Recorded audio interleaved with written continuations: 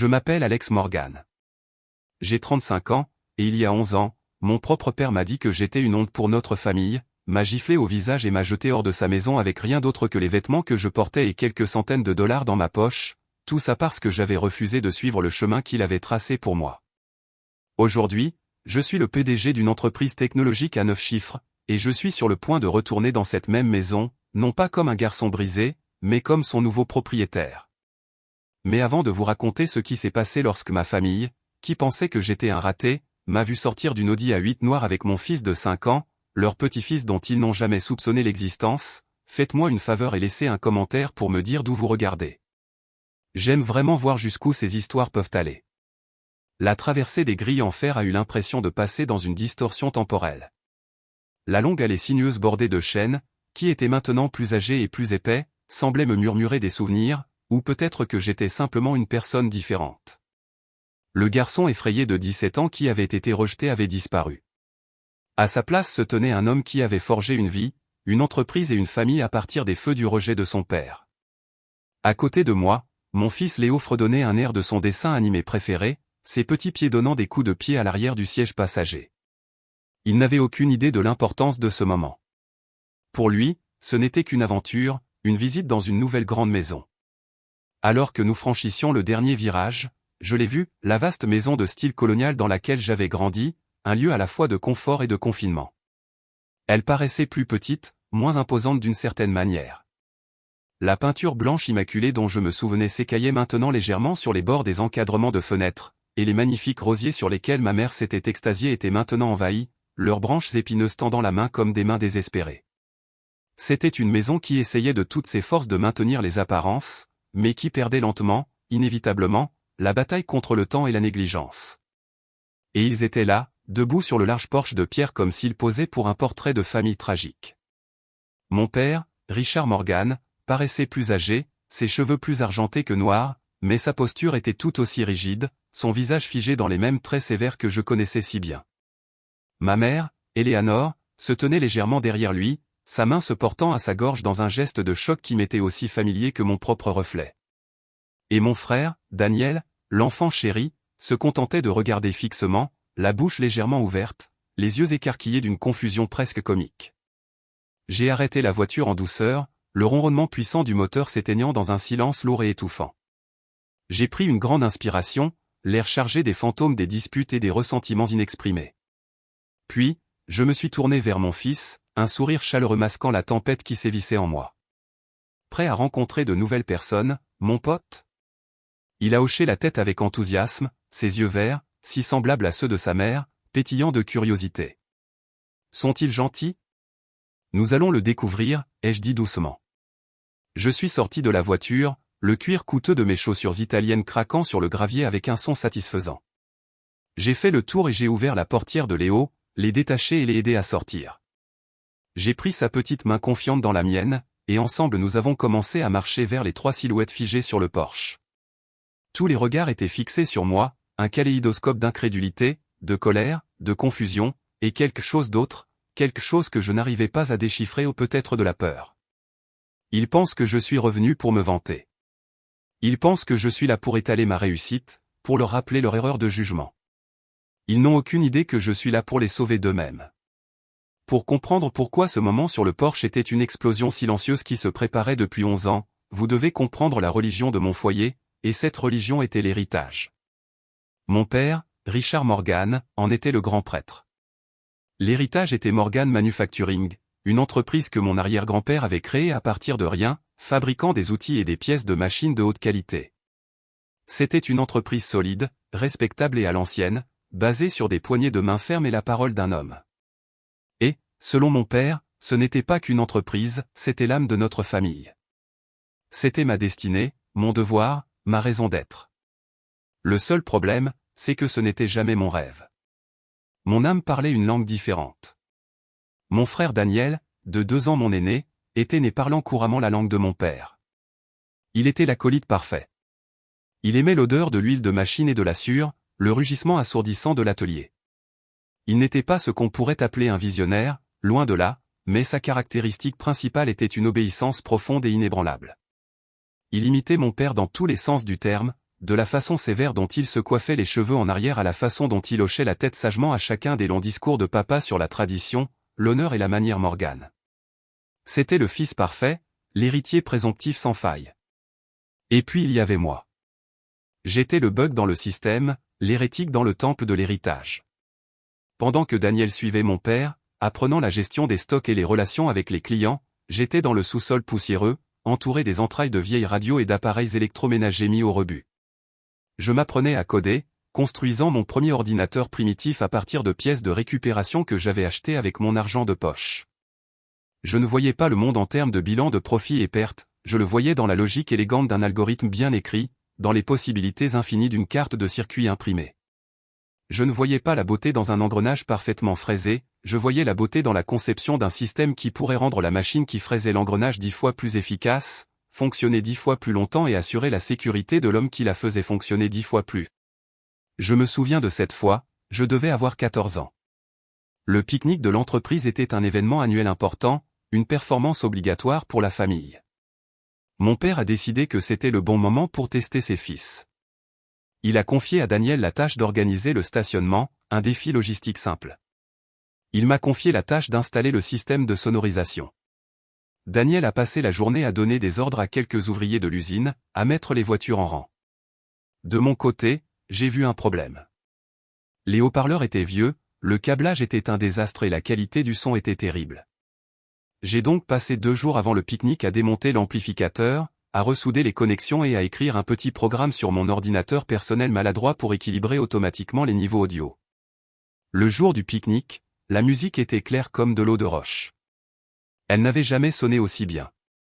Quelques personnes l'ont même fait remarquer. J'ai ressenti une petite lueur de fierté. Plus tard, pendant son discours, mon père a tapoté l'épaule de Daniel. « Je tiens à remercier mon fils Daniel », a-t-il tonné dans le microphone que je venais de réparer. Il a fait preuve d'un vrai leadership aujourd'hui, en gérant la situation du stationnement comme un vrai Morgane. Il fait avancer les choses. Il n'a jamais mentionné le système de sonorisation. Il ne m'a jamais mentionné. C'était comme si ma contribution était invisible, juste un peu de magie en arrière-plan qui se produisait d'elle-même. J'étais à l'écart, et j'ai vu Chloé, ma meilleure amie, me jeter un regard de sympathie. C'était mon enfance en résumé. L'exécution banale et scolaire de Daniel était saluée comme du leadership, tandis que mon innovation véritable était simplement ignorée. Chloé était mon seul sanctuaire. Sa famille vivait dans une modeste maison bleue de l'autre côté de la ville, à des années-lumière des pelouses soignées et de la formalité rigide de ma maison. Ma mère, dans son snobisme infini, parlait de Chloé comme de ma charité, une expression qui me nouait toujours l'estomac d'une colère chaude et protectrice. Chloé ne se souciait pas du nom Morgane ou de l'argent qui en découlait, elle se souciait de moi. C'était elle qui restait assise sur un tabouret poussiéreux dans le sous-sol pendant des heures, le menton dans les mains, à me regarder souder des circuits, les yeux écarquillés d'une fascination véritable qui était un baume pour mon âme. « Alex, sérieusement, comment ton cerveau peut-il même penser à ces trucs ?» demandait-elle. « On dirait que tu viens du futur. Tu ne dois pas les laisser t'atteindre. Ils ne comprennent tout simplement pas. » Elle n'était pas qu'une amie, elle était la seule gardienne de ma flamme secrète, celle qui l'empêchait d'être éteinte par les vents glaciaux constants de la désapprobation de ma famille. Le point de rupture final et irrévocable a commencé à se construire lorsque j'avais 17 ans. J'ai décidé de faire une dernière tentative grandiose pour combler le fossé entre mon monde et celui de mon père. J'ai passé tout l'été, chaque moment de libre, à travailler en secret sur une proposition. Ce n'était pas un projet scolaire, c'était un plan d'affaires professionnel. C'était un document détaillé de 50 pages, comprenant des graphiques, des analyses coût-avantage et un calendrier de mise en œuvre progressive. Ma proposition consistait à intégrer la technologie intelligente et l'analyse des données au cœur de Morgane Manufacturing. J'avais fait des recherches sur l'automatisation, la robotique, la maintenance prédictive et les systèmes de gestion de l'énergie. J'avais même construit une simulation à petite échelle sur mon ordinateur. Mon plan, calculé avec une précision méticuleuse, pourrait augmenter la productivité globale de 30%, réduire les coûts énergétiques de 20% et réduire les accidents du travail de près de moitié en 5 ans. C'était mon chef-d'œuvre. C'était un pont entre mon monde du code et son monde de l'acier. C'était ma tentative de prouver que ma passion n'était pas une distraction de l'entreprise familiale, mais la clé absolue de sa survie et de son succès futur. J'ai choisi mon moment avec soin. Un dimanche soir après un dîner de famille tranquille. J'ai attendu que ma mère ait débarrassé la table. J'ai déposé la proposition reliée professionnellement, que j'avais payée avec mon propre argent, sur la table devant lui.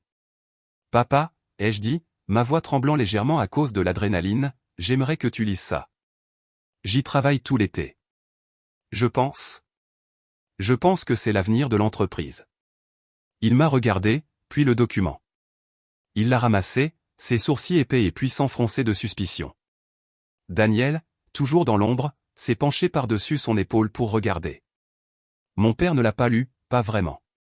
Il a feuilleté les pages à une vitesse méprisante, ses yeux scannant les titres des chapitres que j'avais si soigneusement élaborés. Phase 1, contrôle qualité automatisé. Phase 2, mise en œuvre de la maintenance prédictive. Phase 3, logistique de la chaîne d'approvisionnement pilotée par l'IA. Il l'a refermé avec un bruit sourd-doux, mais définitif. Il m'a regardé, et son expression n'était pas de la colère, c'était pire. C'était une déception profonde et lasse, celle qu'un homme a lorsqu'il réalise que son fils lui est étranger. Alexander, a-t-il dit, et l'utilisation de mon nom complet était comme un juge frappant un coup de marteau. J'ai passé toute ma vie, et mon père avant moi a passé la sienne, à construire une entreprise basée sur le courage et la compétence des hommes. Elle est construite sur la qualité des mains humaines et la force du caractère d'un homme. Qu'est-ce que c'est que ça? Il a tapoté la couverture avec un doigt épais. C'est un jeu vidéo. C'est sans âme. C'est un fantasme. Daniel, juste à temps, a renchéri avec sa marque habituelle de commentaires perspicaces. C'est ridicule, papa. Il veut mettre des robots aux commandes. On fabrique des marteaux, pour l'amour de Dieu, pas des vaisseaux spatiaux. Il ne s'agit pas de remplacer les gens, papa, ai-je plaidé, ma frustration bouillonnant. Il s'agit de les rendre plus sûrs, plus précieux. Il s'agit de rendre l'entreprise suffisamment forte pour survivre aux 50 prochaines années, et pas seulement de se reposer sur la réputation des 50 dernières.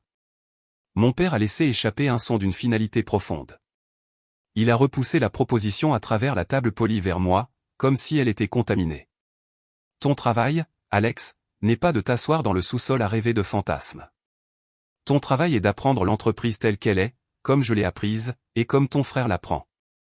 Il s'est levé, me dominant, un signal clair que la conversation était terminée. Maintenant, prends ce projet de loisir et concentre-toi sur tes vraies responsabilités. Tu commences à l'expédition et à la réception avec Daniel lundi. Il est sorti de la pièce. Daniel m'a jeté un autre de ses sourires triomphants et compatissants avant de suivre son maître. Je suis resté assis là, dans l'immense salle à manger silencieuse, à fixer la proposition dans laquelle j'avais versé ma vie. J'avais l'impression qu'il n'avait pas seulement rejeté mon idée, il avait rejeté l'essence même de ce que j'étais. Il avait regardé mon âme et l'avait qualifiée de passe-temps. Cette nuit-là, quelque chose à l'intérieur de moi qui avait été doux et plein d'espoir pendant 17 ans s'est durci en un acier froid et tranchant. Le rêve que je puisse être à la fois un Morgan et moi-même est mort d'une mort tranquille. Je savais alors que j'avais un choix à faire, c'était son monde, ou c'était le mien. Je ne pouvais plus essayer de vivre dans les deux. J'ai donc commencé à élaborer mes propres plans en secret. J'ai postulé dans les meilleures universités technologiques du pays, MIT, Stanford, Caltech, des écoles que mon père considérait comme une perte de temps et d'argent totale et absolue. J'ai utilisé l'argent que j'avais économisé pendant des années en réparant des ordinateurs pour la moitié des habitants de la ville pour payer les frais de candidature. Chloé était ma silencieuse complice. C'était elle qui relisait mes essais, son stylo rouge rendant mon écriture frénétique pointue et claire. C'était elle qui prenait les épaisses enveloppes de candidature et les glissait dans la boîte aux lettres principales du bureau de poste pour que personne à la maison ne les voie. La lettre d'acceptation de Stanford est arrivée un mardi pluvieux du mois d'avril. C'était une enveloppe mince et sans prétention, mais quand je l'ai ouverte et que j'ai vu les mots « Félicitations, nous sommes heureux de vous offrir une bourse d'études complète », le monde a basculé sur son axe. C'était une clé, c'était une bouée de sauvetage, c'était une déclaration d'indépendance. C'était le morceau de papier le plus terrifiant et le plus exaltant que j'ai jamais eu entre les mains. J'ai décidé que je devais le leur dire. J'étais naïf. Je pensais qu'une bourse d'études complète dans l'une des universités les plus prestigieuses de la planète était une réussite tellement monumentale que même mon père ne pouvait pas la rejeter. Je pensais que cela le forcerait enfin à me voir. J'avais tellement tort. Je les ai trouvés dans le bureau, une pièce lambrissée de bois sombre et remplie de l'odeur des vieux livres et de la fumée de cigares de mon père. Je me suis tenu dans l'embrasure de la porte, la lettre serrée dans ma main moite comme un bouclier. Papa, maman, ai-je commencé, ma voix trahissant ma nervosité, j'ai quelque chose d'important à vous dire. J'ai été accepté à l'université de Stanford avec une bourse d'études complète. Je vais y étudier l'informatique. Le silence qui a suivi a été absolu. C'était une couverture lourde et étouffante. Le visage de ma mère est devenu blanc. Mon père, qui lisait le Wall Street Journal, a plié lentement et délibérément le journal et l'a posé sur son bureau. Il a enlevé ses lunettes de lecture et les a nettoyées avec un mouchoir, un rituel lent et méthodique qui a étiré le silence à une longueur insupportable. Finalement, il m'a regardé, et pour la première fois de ma vie, j'ai vu une rage pure et sans mélange dans ses yeux. « Tu as fait quoi ?» a-t-il dit, sa voix dangereusement, étrangement calme.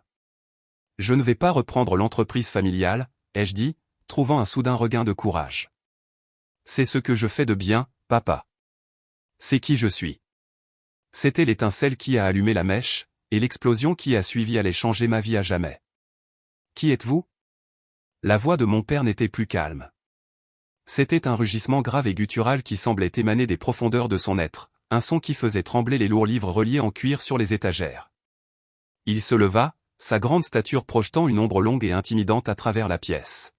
« Je vais te dire qui tu es. Tu es un Morgan. Ton nom est sur le devant de cette usine, et ton devoir est ici, dans cette ville, avec ta famille, pas à courir après une fantaisie puérile et efféminée à travers le pays. » Le mot « efféminé » était un coup calculé. Il savait combien je détestais qu'il considère mes activités intellectuelles comme étant en quelque sorte moins masculines que le travail de Daniel à l'usine. Ce n'est pas une fantaisie, rétorquai-je, ma propre colère, réprimée depuis si longtemps, finissant par exploser. C'est l'avenir. C'est un monde que toi et Daniel êtes trop têtus et trop aveugles pour même essayer de comprendre. Surveille ton ton, jeune homme, avertit-il, faisant un pas menaçant de plus près. Je pouvais voir le visage de Daniel qui regardait par-dessus son épaule depuis le couloir, spectateur d'une curiosité morbide de mon exécution imminente. Ton frère comprend la loyauté. Il comprend le devoir. Il travaille à l'usine depuis l'âge de 16 ans, se salissant les mains, apprenant le métier depuis le début, gagnant le respect des hommes. Qu'est-ce que tu as fait, toi ? Te cacher dans le sous-sol avec tes fils et tes jouets. Ce ne sont pas des jouets. Ça s'appelle l'innovation. C'est la chose la plus importante dont une entreprise a besoin pour survivre. C'est ce qui empêchera le nom de Morgan de devenir une note de bas de page rouillée dans un livre d'histoire dans 10 ans. L'entreprise, dit-il, sa voix baissant à un murmure mortel alors qu'il se tenait juste devant moi, a survécu pendant 75 ans sans votre soi-disant innovation, Alexander. Elle survivra sans vous. Ses yeux étaient des éclats de glace froids et durs. Il n'était plus mon père, il était un roi face à une rébellion. Que les choses soient claires. Tu n'iras pas à Stanford. Tu vas déchirer cette lettre. Tu vas t'inscrire au collège communautaire local dans leur programme d'études commerciales, et tu te présenteras à ton frère à l'usine lundi matin à 6 heures du matin. C'est la fin de cette discussion. Je le fixais, mon esprit tourbillonnant. Ce n'était pas une négociation, c'était une reddition sans condition. Il effaçait mon avenir, mon identité, avec un seul décret brutal. Et à ce moment-là, quelque chose en moi, la partie qui avait toujours désiré son approbation, la partie qui avait été intimidée et silencieuse pendant tant d'années, s'est finalement brisée. Elle s'est brisée en 1 million de morceaux, et ce qui restait était une défiance froide et dure. Non, dis-je. Le mot était silencieux, presque un souffle, mais il atterrit dans la pièce silencieuse comme une grenade. Ses yeux se plissèrent. « Qu'est-ce que tu viens de me dire ? » Non, répétai-je, ma voix plus forte maintenant, inébranlable alors que je le regardais droit dans les yeux. Je ne le ferai pas. Je ne vais pas gâcher ma vie pour vivre ton rêve. C'est ma vie, et je vais à Stanford. Tu es une honte, cracha-t-il, les mots remplis d'une vie de déception et de mépris. Un garçon ingrat et égoïste, après tout ce que cette famille t'a donné ou le nom, le privilège. Et puis c'est arrivé. C'était si rapide que j'ai à peine eu le temps de le comprendre. Sa main, la même main qui m'avait appris à lancer une balle de baseball, se leva dans un flou. Le claquement de sa paume ouverte entrant en contact avec ma joue résonna sur les murs lambrissés. Ma tête bascula sur le côté sous l'effet de la force, et une douleur aiguë et cuisante explosa sur mon visage, me faisant monter les larmes aux yeux. Ce n'était pas seulement la douleur physique de la gifle, c'était le choc, la violation absolue de celle-ci. Dans toutes nos disputes, il n'avait jamais levé la main sur moi. Il avait franchi une ligne de non-retour. Lentement, délibérément, je tournai la tête pour le regarder, ma joue brûlant, la forme de ses doigts commençant déjà à gonfler sur ma peau. Je regardai au-delà de lui vers ma mère. Elle se tenait figée dans l'embrasure de la porte, sa main serrée sur sa bouche, des larmes coulant sur son visage pâle, mais elle ne dit pas un mot. Elle ne bougea pas vers moi. Elle ne le contesta pas. Elle regarda juste. Son silence était une deuxième gifle, une trahison plus aiguë et plus profonde que la première. « Sors », murmura mon père, sa voix tremblant d'une rage terrifiante et maîtrisée. « Si tu penses que tu es trop bien pour cette famille, si tu penses que tu es trop bien pour mon nom, alors tu peux sortir de ma maison. Vas-y. Va voir jusqu'où tes petites fantaisies te mèneront quand tu n'auras rien. » Je ne dis pas un autre mot. Il n'y avait plus rien à dire. Je me retournai et passai devant Daniel, qui pour la première fois n'avait pas l'air suffisant, mais presque effrayé. Je montai les escaliers jusqu'à ma chambre, mes mouvements mécaniques. Mon esprit était étrangement calme. Le choc s'était dissipé, laissant derrière lui une résolution froide et dure. Il avait fait le choix pour moi. J'attrapai mon sac d'école et commençai à le remplir avec le strict nécessaire, quelques vêtements de rechange, ma brosse à dents, les quelques livres qui comptaient pour moi et la lettre d'acceptation de Stanford. Alors que je fermais la fermeture éclair, ma mère apparut dans l'embrasure de la porte, l'air fragile et brisé. Elle pressa une épaisse liasse de billets dans ma main. Cela ressemblait à quelques centaines de dollars. « Tu fais une terrible erreur, Alex », murmura-t-elle, sa voix étranglée par les sanglots. Je retirai ma main comme si j'avais été brûlé. « Non », dis-je, ma propre voix creuse et distante, l'erreur était de penser que j'avais jamais eu le choix ici.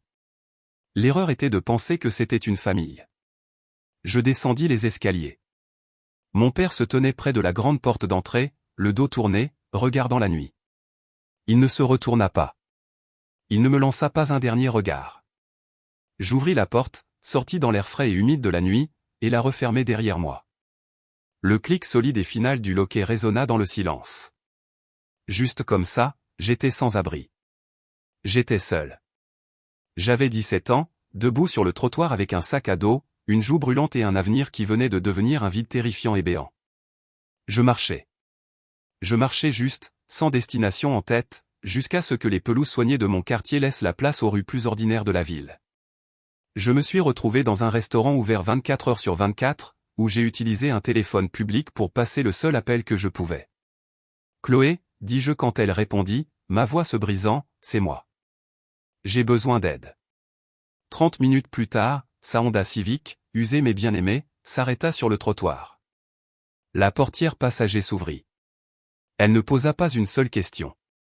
Elle jeta juste un coup d'œil à la marque rouge sur ma joue, au désespoir dans mes yeux, et dit « Monte, Alex. Monte juste. » J'ai passé les quelques semaines suivantes sur le canapé lit bosselé du salon de sa famille. Ses parents étaient des gens gentils et travailleurs qui me regardaient avec un mélange de pitié et d'inquiétude. Ils me nourrissaient, ils me laissaient de l'espace, et ils ne me faisaient jamais sentir indésirable, mais je savais que je ne pouvais pas rester éternellement. J'étais un fardeau, une autre bouche à nourrir. Le rêve de Stanford mourut d'une mort lente et douloureuse cet été-là. Sans les informations financières de ma famille pour les formulaires d'aide, la bourse fut mise en attente. Je n'avais pas les moyens de payer les frais de scolarité, le logement, le billet d'avion. Le monde que cette lettre avait promis était une porte verrouillée, et mon père avait jeté la clé. Alors j'ai fait la seule chose que je pouvais. J'ai pris un bus pour une ville à 2 heures de là, un endroit où personne ne connaissait le nom de Morgan, et j'ai recommencé à partir de zéro absolu. Ces premières années ont été un flou d'épuisement et de pauvreté extrême. J'ai trouvé un minuscule appartement infesté de cafards avec un matelas sur le sol et une douche qui n'avait que de l'eau froide. J'ai trouvé 2 emplois. De 6 heures du matin à 14 heures, j'étais garçon de café dans un restaurant graisseux, grattant le jaune d'œuf durci des assiettes pour le salaire minimum. De 16 heures à minuit, j'étais concierge dans un immeuble de bureaux du centre-ville, lavant les sols et nettoyant les toilettes, mon monde sentant l'eau de javel et le désespoir. Je me suis inscrit au collège communautaire, prenant des cours du soir, mon corps endolori, mon esprit embrumé par la fatigue. Je vivais de nouilles instantanées et du café gratuit que je pouvais voler dans les salles de pause du bureau. il y avait des nuits où j'étais si fatigué, si seul, si profondément sur le point d'abandonner que je m'asseyais simplement sur mon matelas bosselé et que je fixais la peinture écaillée sur le mur, le silence de ma chambre vide étant un rappel constant et criant. T'es de tout ce que j'avais perdu. J'ai failli craquer une fois. Je venais de terminer un double quart de travail brutal. Mes pieds étaient enflés, et mon propriétaire avait glissé un avis d'expulsion sous ma porte. J'avais 37 $ à mon nom. Je suis allé à la gare routière et je suis resté là, à regarder l'horaire. Il y avait un bus qui partait pour ma ville natale dans 1 heure. Je pouvais retourner. Je pouvais supplier. Je pouvais m'excuser. Je pouvais me rendre. J'ai effectivement acheté le billet. Je le tenais dans ma main, un morceau de papier fragile qui représentait une défaite totale. Mais ensuite, je me suis souvenu de la brûlure de cette gifle. Je me suis souvenu de la froideur finale dans les yeux de mon père. Je me suis souvenu de la trahison silencieuse de ma mère. Et avec une poussée de colère et de détermination renouvelée, j'ai déchiré le billet de bus en minuscules morceaux et je les ai jetés à la poubelle. Je préférais mourir de faim à mes propres conditions que de me régaler aux siennes. La situation a commencé à changer lentement, presque imperceptiblement. Dans un cours d'électronique numérique enseigné par un professeur nommé Dr Miller. C'était un vieil ingénieur grincheux qui avait pris sa retraite d'une grande entreprise de la Silicon Valley et enseignait pour le plaisir. Il était dur, exigeant, et il a vu quelque chose en moi que personne d'autre n'avait pris la peine de chercher. Il a vu la passion sous l'épuisement. Il a vu l'esprit qui tournait encore même si le corps était en train de lâcher. Il m'a pris sous son aile, me donnant accès aux laboratoires avancés de l'école, me poussant, me mettant au défi, me prêtant des livres que je n'aurais jamais pu me permettre. Un jour, il m'a parlé d'un concours de programmation locale parrainé par un incubateur technologique. Le premier prix était de 5 000 $. Pour moi à cette époque, cela aurait aussi bien pu être 5 millions. C'était une bouée de sauvetage. J'ai consacré chaque instant libre, chaque once d'énergie restante, au cours du mois suivant à mon projet. J'ai à peine dormi. J'ai vécu de caféine et d'un espoir désespéré et brûlant. C'est à ce concours que j'ai rencontré Isabella. Elle était ma principale rivale, une étudiante en ingénierie brillante et fougueuse de la prestigieuse université d'État. Son projet était aussi élégant et précis que le mien était brut et puissant. Nous étions les clairs favoris. Finalement, les juges, un panel de cadres techniques locaux, n'ont pas pu se décider. Ils ont déclaré un match nul, et nous avons partagé l'argent du prix. Après, au lieu des félicitations maladroites auxquelles je m'attendais, elle s'est approchée de moi. Votre solution de gestion de l'énergie était bâclée, dit-elle sans préambule, mais l'algorithme de base était génial. J'ai été surpris. Eh bien, rétorquai-je, votre interface utilisateur était magnifique, mais votre back-end était inefficace. Elle sourit, un sourire éblouissant et confiant. Allons prendre un café.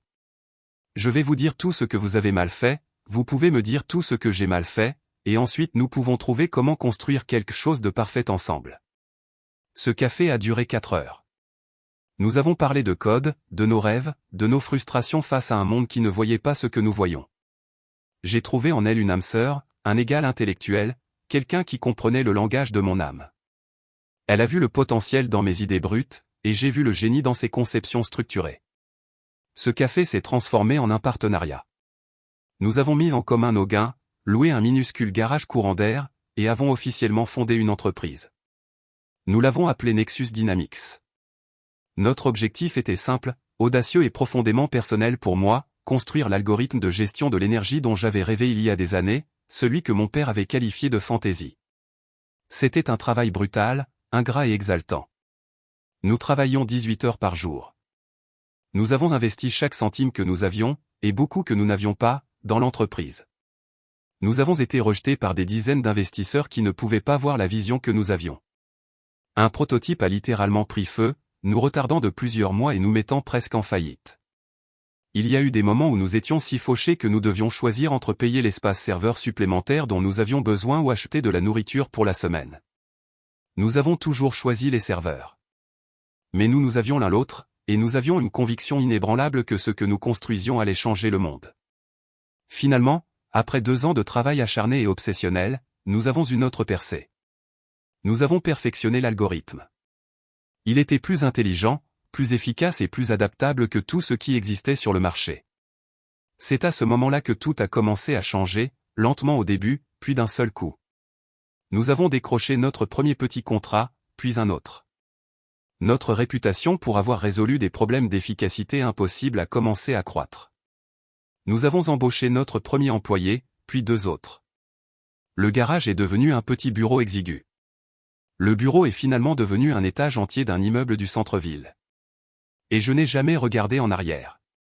J'ai construit une nouvelle vie, une nouvelle famille, un nouvel héritage, tout cela sans le nom de Morgan. J'avais prouvé à mon père qu'il avait tort de la manière la plus complète possible. Le moment où j'ai su avec une certitude absolue que nous étions passés d'une start-up de garage au domaine d'un véritable acteur a été lorsque nous nous sommes heurtés à une entreprise appelée Vance Technologies. C'était une entreprise technologique de niveau intermédiaire, mais leur PDG, Marcus Vance, était une créature du monde que j'avais quitté. Il était un PDG de 2e génération, un homme lisse et arrogant qui avait hérité de son entreprise et avait la réputation d'un requin d'acquérir et de vider ses concurrents plus petits et innovants. Il était le genre d'homme que mon père aurait respecté et avec lequel il aurait fait des affaires. Il était tout ce que je méprisais. L'enjeu était un contrat énorme et déterminant pour l'entreprise avec une société de logistique nationale, un géant de l'industrie du transport maritime. Ils avaient besoin de revoir les systèmes de gestion de l'énergie pour l'ensemble de leur flotte d'entrepôts. C'était un projet complexe et à enjeux élevés, et nous étions les outsiders. Je me souviens vivement du jour de la présentation finale. La salle de réunion était intimidante tout en verre et en acier, remplie de cadres au visage austère en costume coûteux. Marcus Vance est arrivé avec une équipe de 10 personnes, des vendeurs, des ingénieurs, des gens du marketing et une présentation vidéo flashy et surproduite qui a dû coûter une fortune. Il était tout en charisme et en grandes promesses, courtisant les membres du conseil d'administration, les appelant par leur prénom. Puis c'était notre tour. Isabella et moi sommes entrés seuls avec un seul ordinateur portable. Le contraste était saisissant. Il y avait un sentiment palpable de scepticisme dans la salle. Qui étaient ces 2 gamins?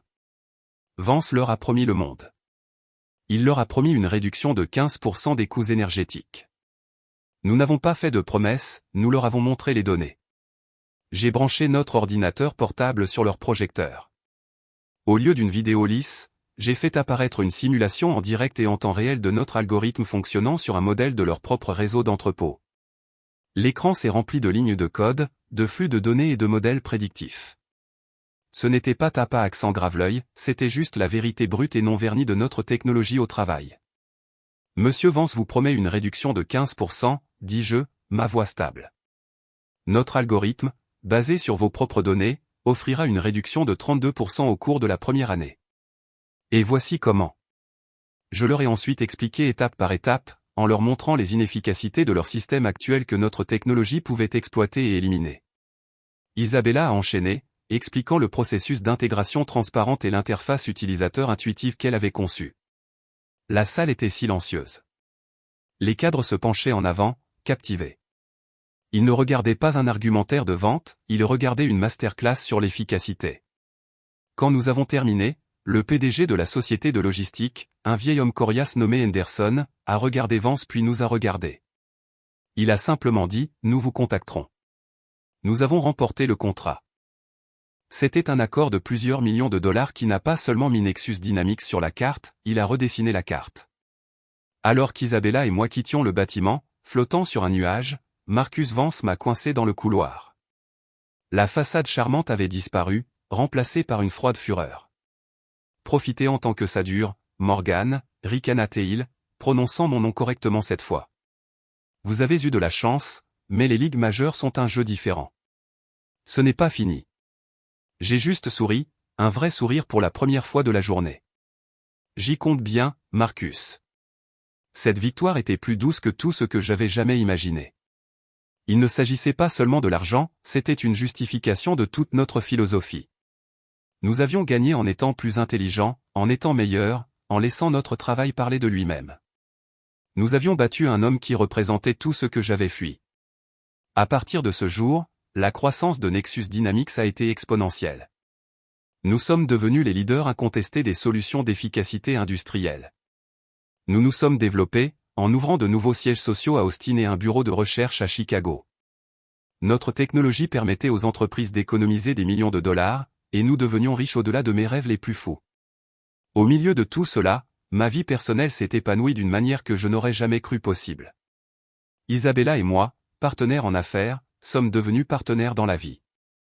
Nous nous sommes mariés lors d'une petite cérémonie simple sur une plage en Californie, avec Chloé, mon amie constante, comme témoin. Notre poignée d'employés d'origine étaient nos seuls invités. C'était à des années-lumière des grands mariages mondains que ma mère avait toujours prévus pour ses fils, avec des centaines d'invités et des photographes du journal local. C'était parfait, c'était à nous. 2 ans plus tard, Léo est né. Au moment où j'ai tenu mon fils pour la première fois, un être minuscule et parfait avec une touffe de cheveux noirs et les yeux verts brillants d'Isabella, tout mon monde a changé. Toute l'ambition, toute la colère, toute la volonté de prouver à mon père qu'il avait tort, tout cela s'est estompé, remplacé par un amour féroce et bouleversant. En le tenant, j'ai fait un vœu silencieux, ce garçon n'aurait jamais à choisir entre qui il était et qui je voulais qu'il soit. Il saurait toujours qu'il était aimé pour son esprit unique, ses passions, quelles qu'elles soient. Le cycle de l'amour conditionnel, l'héritage de la peur, mourait avec moi. Malgré tout ce succès, tout ce bonheur, j'ai maintenu un mur de silence strict et impénétrable avec ma famille en Pennsylvanie. Je n'ai jamais tendu la main, ils n'ont jamais tendu la main. C'était une porte fermée et verrouillée. J'étais un fantôme pour eux, et ils étaient un mauvais souvenir pour moi. De temps en temps, j'entendais des choses. Le monde est petit, même quand on essaie de le rendre grand. Chloé, qui vivait toujours chez elle, mentionnait de temps en temps un article de presse locale en ligne, Morgan Manufacturing était en grande difficulté. Ils n'avaient pas réussi à se moderniser, et leurs anciens clients fidèles étaient attirés par des concurrents internationaux plus efficaces. Daniel, à qui l'on avait confié le titre de PDG, était complètement dépassé. J'ai ressenti une étrange et froide douleur de tristesse quand j'ai entendu cela, comme si j'apprenais qu'une maison d'enfance était démolie. Il y avait des souvenirs là-bas, bons et mauvais, mais ce n'était plus ma maison, c'était juste un endroit où j'avais vécu. Puis, un soir, environ 1 an avant mon retour, mon monde a été secoué. Je travaillais tard dans mon bureau à domicile, en train d'examiner de nouveaux plans d'expansion. Un email est apparu dans ma boîte de réception. L'adresse de l'expéditeur était une chaîne de caractères aléatoires provenant d'un service crypté. L'objet ne contenait qu'un seul mot, à l'aide. Mon premier réflexe a été de le supprimer. Il s'agissait clairement d'un spam ou d'une tentative d'hameçonnage. Mais quelque chose, une étincelle d'intuition, m'a fait m'arrêter. Je l'ai ouvert. L'email était court, juste quelques lignes désespérées. Alexander, je ne sais pas si cela te parviendra, je prie pour que ce soit le cas. L'entreprise est en train de mourir. Ton frère est en train de la ruiner. Ton père est trop fier, trop têtu pour voir toute l'étendue des dégâts, mais nous sommes au bord de la faillite. Il parle de toi parfois, tard le soir quand il pense que je dors. Il ne l'admettra jamais, mais je sais qu'il suit ton succès en ligne. C'est un vieil homme stupide et fier, mais il est toujours ton père. 6 juin les rapports financiers trimestriels de l'entreprise, les vrais, pas les versions édulcorées que Daniel montre au conseil d'administration. S'il te plaît, jette juste un coup d'œil, tu comprendras le danger dans lequel nous sommes. Tu es le seul espoir de sauver l'héritage Morgan. Ta mère. J'ai fixé l'écran, mon cœur battant un rythme frénétique et colérique contre mes côtes. J'ai ressenti une vague de nausée. J'ai cliqué sur la pièce jointe. Il s'agissait d'un fichier protégé par mot de passe. Sur un coup de tête amer, j'ai tapé le nom de mon chien d'enfance, un Golden Retriever nommé Buddy. Le fichier s'est ouvert. C'était un bain de sang financier. Les rapports montraient une entreprise qui perdait de l'argent à flot, criblée de dettes cachées et d'inefficacité catastrophique. Daniel n'était pas seulement incompétent, les chiffres suggéraient qu'il avait activement dissimulé ses erreurs, en effectuant une série d'acquisitions insensées, motivées par l'ego, et en injectant de l'argent dans des projets de prestige. Il ne faisait pas que précipiter l'entreprise du haut d'une falaise, il appuyait sur l'accélérateur. J'ai fermé l'ordinateur portable, mes mains tremblant d'une rage si intense qu'elle me donnait le vertige. Toute l'ancienne colère, la blessure profonde et profonde, tout est revenu en force, frais et brut. Après 11 ans de silence absolu, c'est ainsi qu'elle me contacte? C'est ainsi qu'elle brise le silence? Non pas pour s'excuser, non pas pour me demander comment va ma vie, non pas pour me demander si je suis heureux, non pas pour me demander si j'ai une famille à moi, mais pour me demander de revenir et de sauver le précieux héritage qui m'avait jugé indigne, l'héritage qui m'avait rejeté dans le froid? L'hypocrisie pure et époustouflante de la chose était ahurissante. J'avais envie de rire. J'avais envie d'écraser l'ordinateur portable contre le mur. Je n'ai fait ni l'un ni l'autre. Je suis resté assis là dans l'obscurité, le texte de l'email brillant sur l'écran, un fantôme d'un passé que je pensais avoir enterré, qui se frayait un chemin dans ma vie. Pendant des semaines, j'ai essayé de l'ignorer. J'ai supprimé l'email. Ce n'était pas mon problème. Ils avaient fait leur lit, qu'ils s'y couchent. Mais l'email, et les informations qu'il contenait, me rongeaient. Il ne s'agissait pas de mon père, de ma mère ou de l'héritage Morgan, je ne leur devais rien. Mais j'ai commencé à creuser. J'ai demandé à ma propre équipe de recherche chez Nexus d'examiner la situation, et ils ont découvert quelque chose qui m'a glacé le sang. L'une des principales entreprises qui tournait autour de Morgan Manufacturing, se positionnant pour une prise de contrôle hostile afin de ramasser les morceaux pour quelques centimes, était Vance Technologies. Marcus Vance. L'idée qu'il puisse, ce vautour arrogant, mettre la main sur l'entreprise de mon arrière-grand-père, sur l'endroit où mon père avait versé toute sa vie, et la démanteler pour en récupérer les pièces, vendre son histoire, cela remuait quelque chose de profond en moi. Il ne s'agissait pas d'amour pour mon père, il s'agissait d'un sentiment plus profond et plus primal de justice. Il s'agissait du bâtisseur contre le destructeur. Le plaidoyer désespéré et égoïste de ma mère m'avait involontairement donné la raison ultime de revenir. Il ne s'agissait plus seulement de vieilles blessures familiales, c'était une partie d'échec, et j'étais sur le point de renverser tout l'échiquier. La salle du conseil d'administration de Morgan Manufacturing était un tombeau. La longue table en acajou poli, que mon père avait autrefois traitée avec la vénération d'un autel sacré, ressemblait maintenant à un cercueil pour son rêve mourant. L'air, habituellement rempli de sa voix tonitruante et du parfum de cigares coûteux, était maintenant vicié et lourd de la puanteur de l'échec et du désespoir. J'avais tout organisé avec la précision chirurgicale d'une campagne militaire. Mon retour dans ma ville natale n'était pas une visite spontanée, c'était la phase publique finale d'une acquisition stratégique de 6 mois.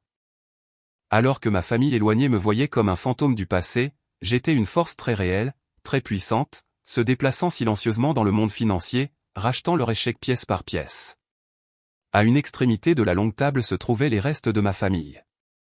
Mon père, Richard, avait l'air rétréci dans son costume sur mesure, qui semblait maintenant trop grand pour lui. Son visage, habituellement un masque d'autorité sévère, était gris et relâché par la résignation. Daniel était assis à côté de lui, transpirant abondamment, ses yeux errant dans la pièce, incapable de croiser le regard de quiconque. Ma mère, Eleanor, était là aussi, un spectre pâle et nerveux dans le coin, serrant son sac à main comme s'il s'agissait d'une bouée de sauvetage.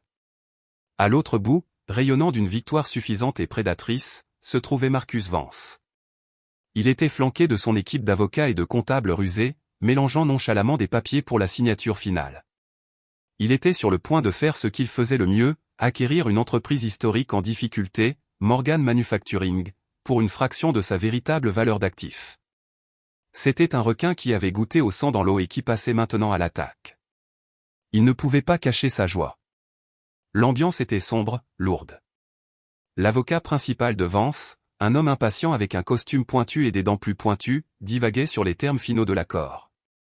Et avec cette signature, dit-il, sa voix dépourvue de toute émotion, tous les actifs, propriétés et passifs de Morgan Manufacturing seront irrévocablement transférés à la propriété de Vance Technologies, avec effet immédiat. Il fit glisser un document épais et un stylo lourd plaqué or sur la table vers mon père. Mon père regarda le stylo. C'était un cadeau de ma mère pour leur 25e anniversaire. Il m'avait dit un jour, avec beaucoup de cérémonie, qu'il ne servait qu'à signer des accords qui assureraient l'héritage Morgan pour les générations à venir. Maintenant, il était forcé de l'utiliser pour céder cet héritage. Sa main, une main dont je me souvenais qu'elle était si forte et stable, tremblait alors qu'il s'en saisissait. Alors qu'il déplaçait la plume vers la ligne de signature. C'est alors que les lourdes portes en chêne de la salle du conseil d'administration s'ouvrirent en grand. Toutes les têtes dans la pièce se tournèrent. Le bruit soudain était une perturbation, une violation de l'atmosphère funéraire. Je suis entré avec Isabella à mes côtés. Elle était ma partenaire, ma femme, mon roc, la co-architecte de tout ce moment. Elle tenait un élégant porte-document en cuir, et son expression était calme, cool et totalement illisible. La pièce tomba dans un silence absolu et stupéfait. Le stylo de mon père se figea, planant à quelques centimètres au-dessus du papier. Ma mère laissa échapper un petit soupir étranglé. Daniel avait l'air d'avoir vu un fantôme, son visage se vidant de toute couleur. Marcus Vance fut le premier à se ressaisir, sa surprise se transformant rapidement en un sourire lent et moqueur. « Eh bien, dit-il en traînant les mots, se penchant en arrière sur sa chaise avec une désinvolture exagérée. Regardez ce que le chat a traîné. Le fils prodigue est de retour. Un peu tard pour la fête, n'est-ce pas, Morgan? Tu es venu regarder le dernier clou enfoncé dans le cercueil de ta famille. Je l'ignorais complètement. Mon attention était fixée sur mon père. Je marchais lentement, délibérément, vers la tête de la table, mais pas résonnant dans la pièce silencieuse. L'avocat de Vance, visiblement agacé par l'interruption, se leva d'un air officiel.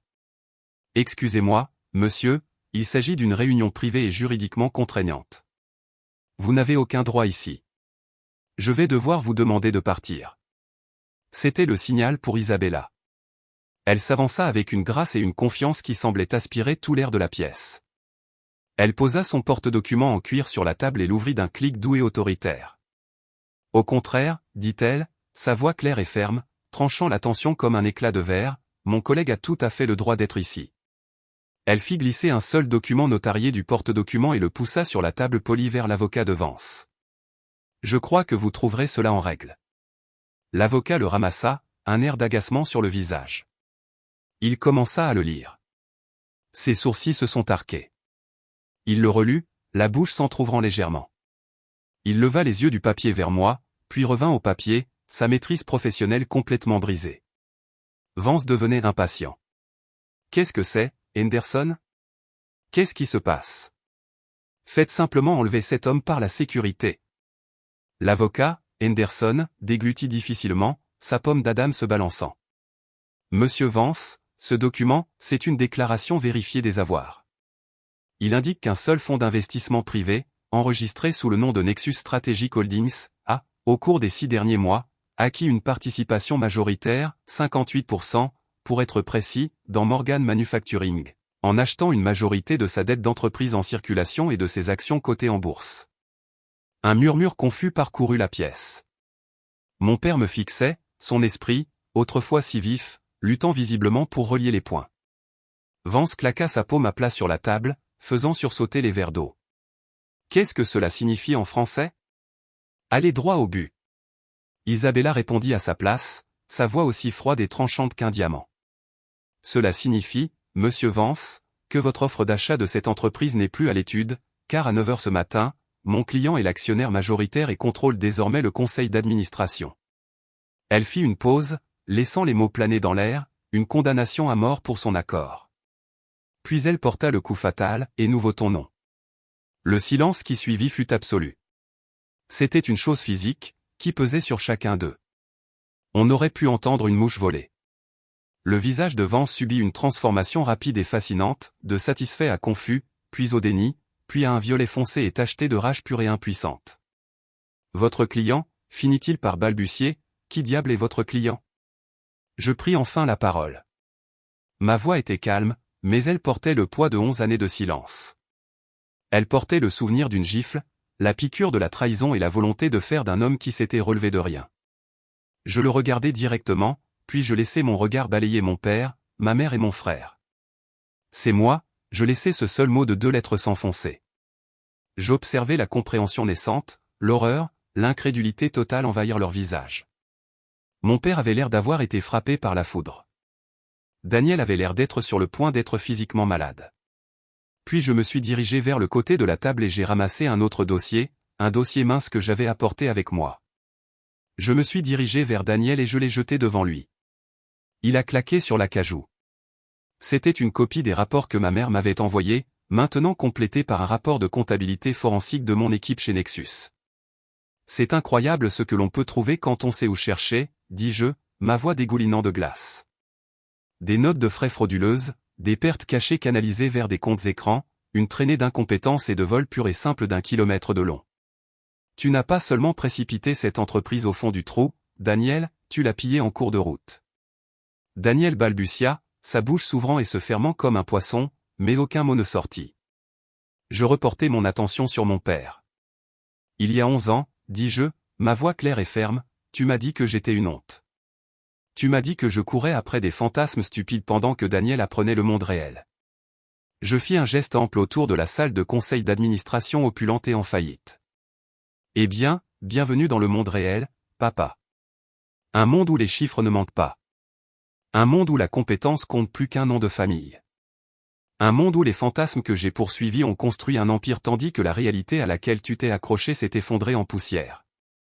Je me suis dirigé vers la tête de la table, vers la chaise en cuir à dossier qui avait toujours été son trône. Ton fils préféré, celui que tu as loué, celui qui a suivi toutes tes règles, a presque tout détruit ce que ton grand-père avait construit.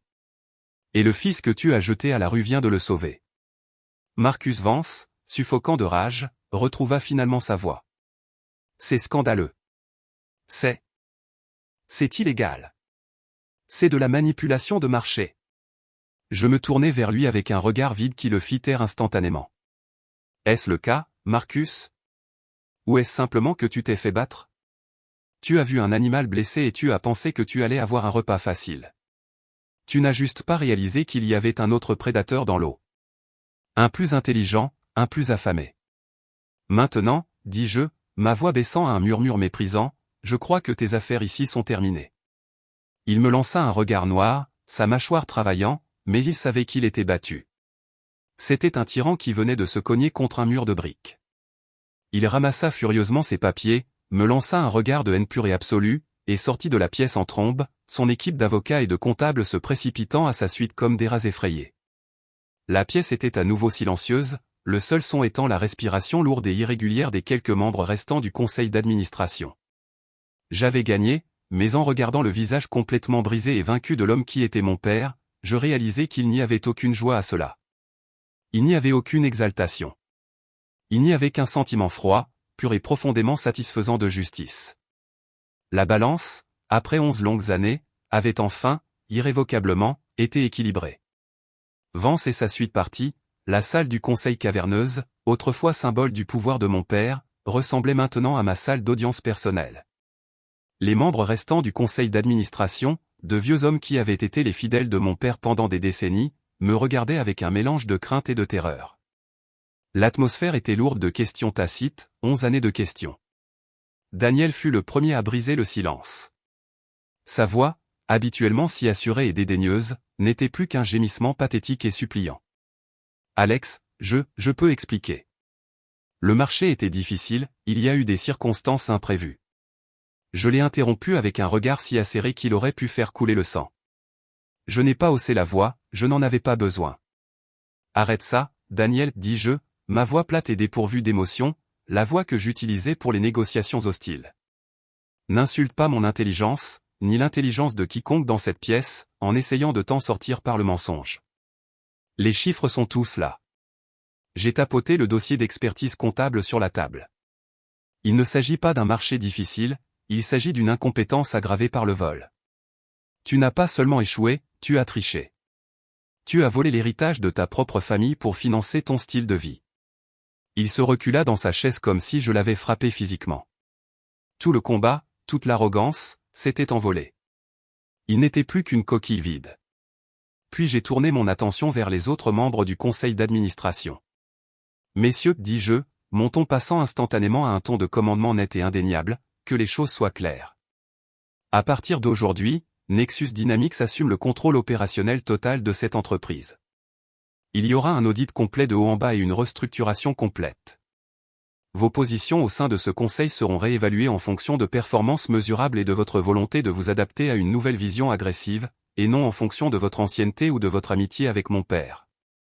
Nous ne sommes pas ici pour gérer un déclin confortable, nous sommes ici pour construire une puissance mondiale.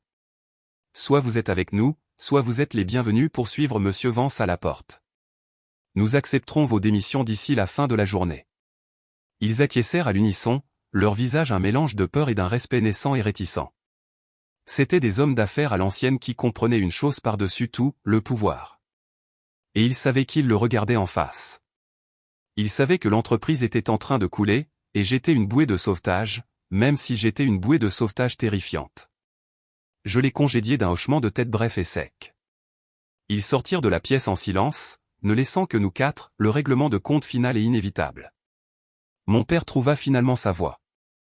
Elle était rauque, ténue, un fantôme du baryton retentissant qui avait autrefois rempli cette pièce d'autorité.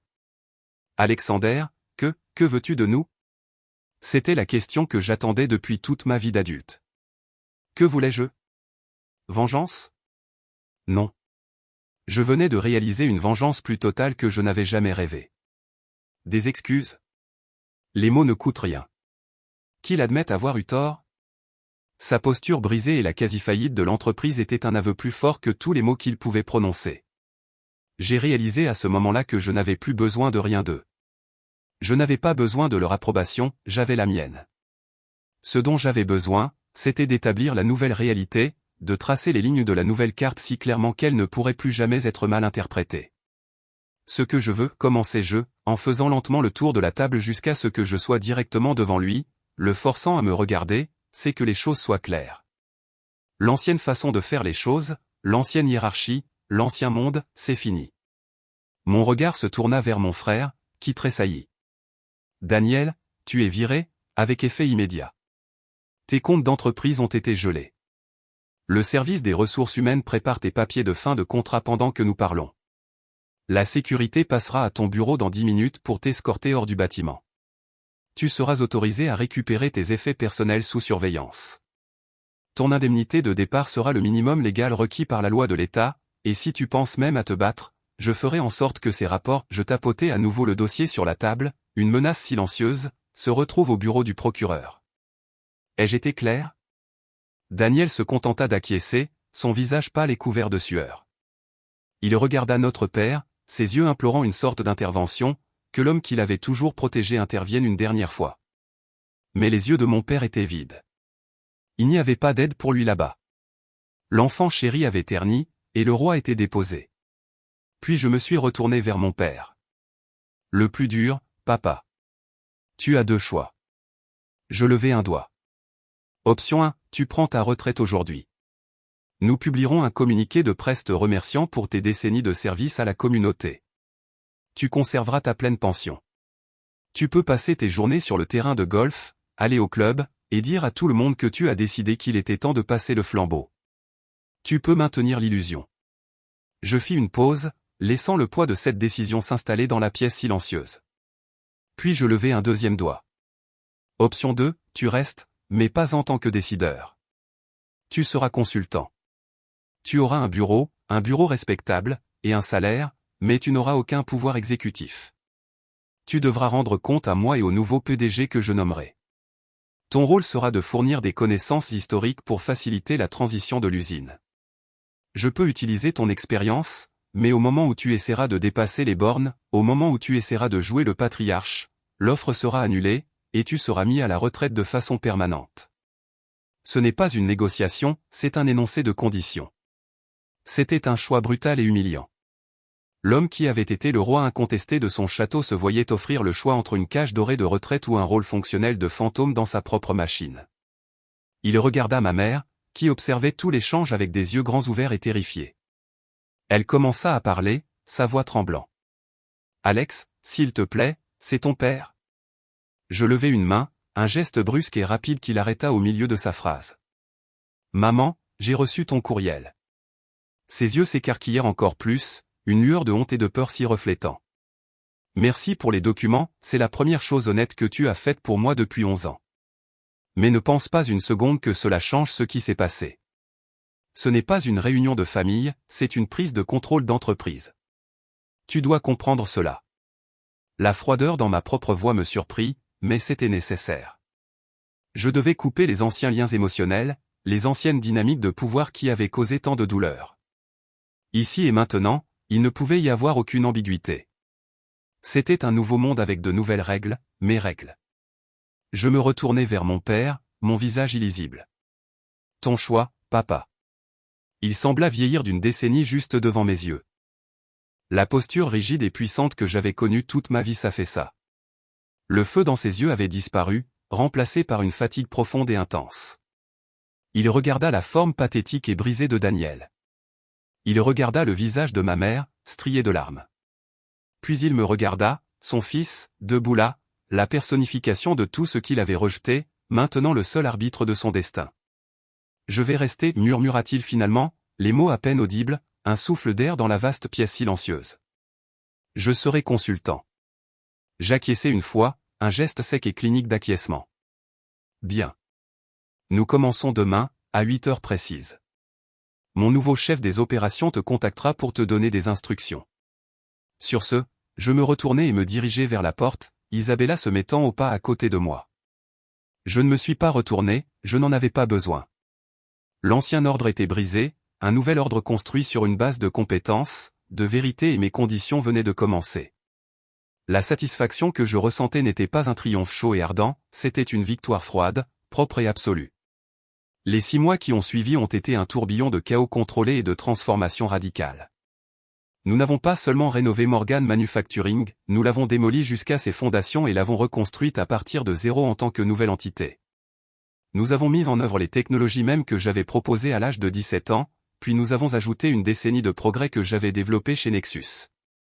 L'atelier, autrefois une relique du passé sale et bruyante, a été transformé en un centre de fabrication moderne propre, silencieux et incroyablement efficace. Nous avons fait venir une nouvelle équipe de direction de Nexus, un groupe d'ingénieurs et de logisticiens affamés et brillants. Nous avons recyclé la main-d'œuvre existante, en enseignant aux machinistes de la vieille école comment utiliser la robotique de pointe. À ma grande surprise, la plupart d'entre eux étaient impatients d'apprendre, soulagés de travailler enfin pour une entreprise qui investissait dans l'avenir au lieu de s'accrocher au passé. Les résultats ont été spectaculaires et immédiats. La production a grimpé de 200%. Les coûts ont chuté. Les accidents du travail ont été ramenés à près de zéro. L'entreprise, qui était sous assistance respiratoire quelques mois plus tôt, était soudainement dynamique, rentable et faisait parler d'elle dans l'industrie manufacturière. Nous ne l'avons pas seulement sauvée, nous en avons fait un titan, une vitrine pour l'avenir de l'industrie américaine. Mon père, à son honneur, a respecté sa part du marché avec une dignité silencieuse et stoïque à laquelle je ne m'attendais pas. Il s'est présenté à 8 heures du matin tous les jours. Il était une ombre dans son ancien royaume, silencieux, observateur. Il répondait aux questions du nouveau chef des opérations sur les vieilles machines ou les fournisseurs à long terme avec une franchise et une expertise qui étaient vraiment utiles. La dynamique du pouvoir était si complètement inversée que c'en était presque surréaliste. C'était moi qui prenais des décisions valant des milliards de dollars dans le bureau principal, et c'était lui qui était dans un petit bureau fonctionnel, à se pencher sur de vieux schémas. Lors de nos réunions hebdomadaires de direction, auxquelles j'insistais pour qu'il assiste, il se contentait d'écouter, en me regardant diriger la salle, débattre avec des ingénieurs et négocier avec des clients internationaux. Il me voyait enfin dans mon élément, me voyait tel que j'étais vraiment, et non le fils décevant qu'il avait imaginé. Son visage affichait une expression étrange et illisible, pas de la fierté, pas encore, mais un respect naissant et réticent. Daniel, comme promis, était parti. Après avoir été renvoyé, il avait pris son indemnité de départ minimale et avait déménagé hors de l'État. Chloé m'a dit qu'elle avait entendu dire par le bouche à oreille qu'il travaillait à un poste de vendeur de niveau intermédiaire pour une entreprise de plastique dans l'Ohio. Il était, à toutes fins utiles, effacé de l'héritage Morgan qu'il avait gaspillé si négligemment. La partie la plus difficile et la plus délicate de cette nouvelle réalité était de gérer la relation avec ma mère. Elle a essayé, à sa manière maladroite et mal avisée, de combler le fossé. Elle appelait et demandait des nouvelles de Léo, sa voix tremblant d'un espoir auquel je ne pouvais me résoudre à répondre. Elle nous invitait, Isabella, Léo et moi, à dîner le dimanche, comme si nous pouvions reprendre là où nous nous étions arrêtés. Nous y sommes allés quelques fois, surtout pour le bien de Léo. Les dîners étaient atroces. C'étaient des affaires forcées et maladroites, pleines de conversations polies et superficielles qui évitaient soigneusement l'énorme éléphant blessé dans la pièce. Ma mère s'agitait autour de Léo, essayant d'être la grand-mère gâteau, mais ses gestes semblaient répétés. Mon père essayait d'engager la conversation avec moi au sujet de l'entreprise, mais c'était le discours forcé d'un employé à son patron. Nous étions des étrangers jouant le rôle d'une famille, et nous étions tous de terribles acteurs. Le fantôme de son silence le jour où j'ai été mis à la porte, le souvenir de sa gifle, était toujours assis à la table avec nous, un invité que personne ne pouvait reconnaître. Environ 8 mois après le début du nouveau régime, mon père m'a demandé de venir à son bureau. J'entrai et il était debout près de la fenêtre, ne regardant pas l'atelier, mais un cadre photo sur son bureau. C'était une vieille photo de lui et de moi, prise lors d'une partie de pêche père-fils quand j'avais environ 10 ans. Je tenais fièrement un tout petit poisson, un énorme sourire édenté sur mon visage. Il me regardait, un sourire rare et sincère sur son propre visage. Il ne se retourna pas pendant un moment.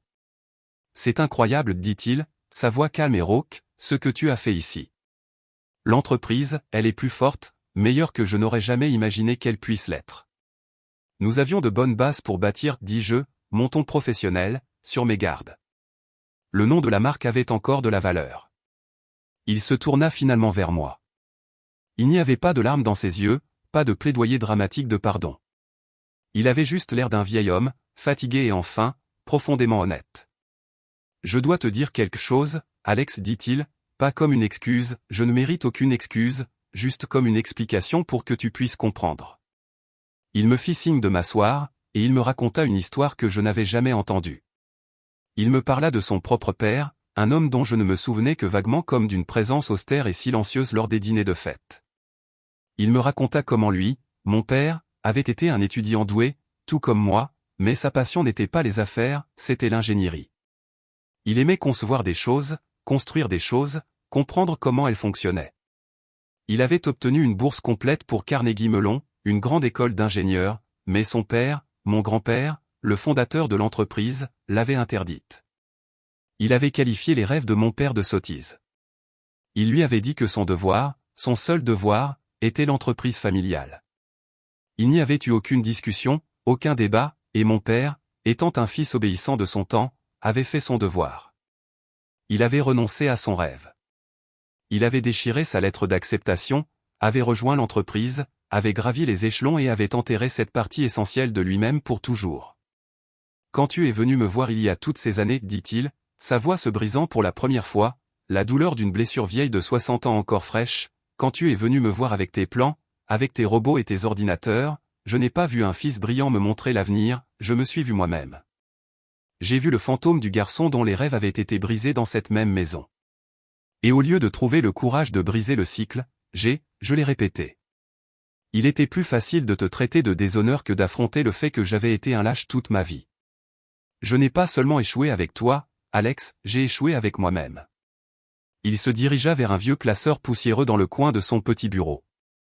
Il tâtonna avec une clé et ouvrit un tiroir verrouillé en bas.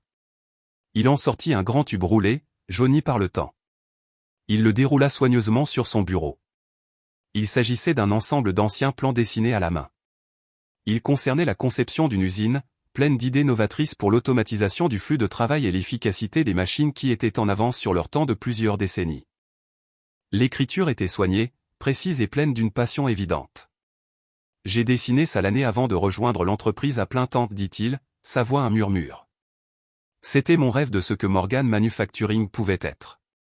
Je fixais les plans, les solutions élégantes à des problèmes complexes, le génie clair et indéniable de la conception, et pour la première fois, je ne vis pas le tyran qui m'avait giflé.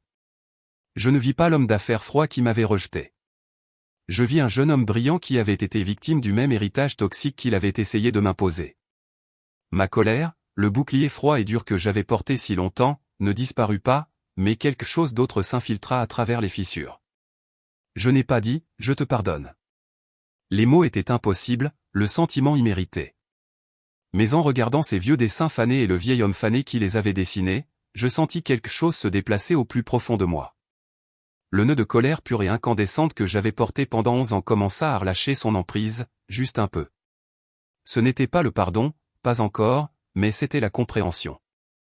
Et j'ai réalisé dans ce bureau tranquille, entouré par les fantômes de 2 générations, que peut-être, juste peut-être, c'était la première étape.